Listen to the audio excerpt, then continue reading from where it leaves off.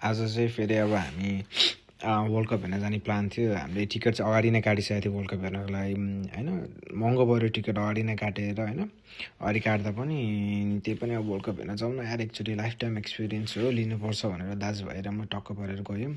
अनि फेरि स्विजरल्यान्डको जर्सी कतै थिएन क्या, अनलाइन पनि मगाउन खोजेको कहीँ भेटिएन क्या, स्टोरमा पनि सोल्ड आउट। अनि फेरि त स्टेडियम छेउमा रसमा गएको, त्यहाँ ठ्याक्क रहेछ जर्सी होइन। अनि तर लो क्वालिटीको, त्यही पनि एउटा बोक्यौँ दाजुभाइले, अनि बोकेर हामी टक्क चेन्ज गऱ्यौँ होइन। जे अब अलिकति गेम हेर्न जाने भनेपछि टक्क परेर जानु पऱ्यो नि त। अनि गएको फेरि यस्तो ट्राफिक रहेछ, बा कुरै छोडिदिउँ यार। त्यो फेरि हिँड्ने मान्छेहरूलाई बढी प्रायोरिटी दिँदो रहेछ। अनि पार्किङहरू पनि कति महँगो हो, $70-80 $100 हो पार्किङको, आमा पार्किङ नि अनि हालियो। त्यसपछि हामी बढ्यो स्टेडियमतिर। यस्तो एक्साइटेड थियौँ कि किनकि अब यो अब वर्ल्ड कप भनेपछि एकदम एक्साइटेड हुन्छ त्यत्तिकै पनि। त्यही माथि के अरे फर्स्ट टाइम आफ्नै लाइभ हेर्न गइरहेछौँ नि त, अनि त्यही भएर एकदम एक्साइटेड थियौँ हामी होइन। यहाँ फ्यानहरू पनि एकदम धेरै एक्साइटेड थियो। अनि ढिला भइरहेको थियो, हामी जाँदा चाहिँ नेसनल एन्थम पनि सकिसकेको थियो।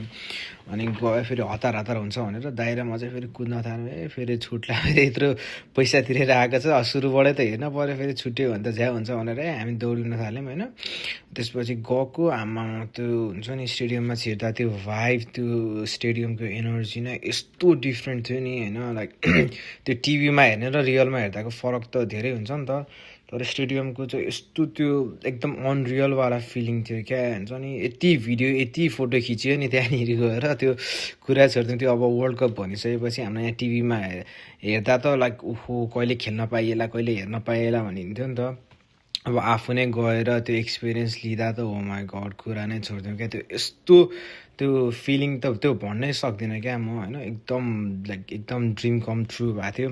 अनि यस्तो त्यहाँ फ्यानहरू पनि यति धेरै इङ्गेज भएको थियो नि आमामा। त्यो एकअर्कालाई त्यो हुन्छ नि लाइक त्यो जस्ट झगडा गर्ने खालको फ्यानहरू कोही पनि थिएन, एकदम सबै रमाइलो गर्ने खालको फ्यानहरू थियो। न्युट्रल फ्यानहरू धेरै जस्तो थियो, किन भन्दाखेरि लाइक स्विजरल्यान्ड र कतारको गेम थियो नि त लास्टमा। अनि कतारले गोल हान्दैछ त ओ माई गड स्टेडियम त क्रेजी भयो क्या। एक्स्ट्रा टाइमको पनि लास्टमा गोल हानिदिएको है, स्टेडियम त आमा पुरै क्रेजी भएको थियो क्या। त्यहाँनिर त्यो एक्साइटमेन्टै छुट्टै थियो क्या। त्यसपछि अनि टक्क लाएर गेम सकियो। त्यसपछि सब कतारकै फ्यान, आमा अघिसम्म कतारको फ्यान कोही थिएन।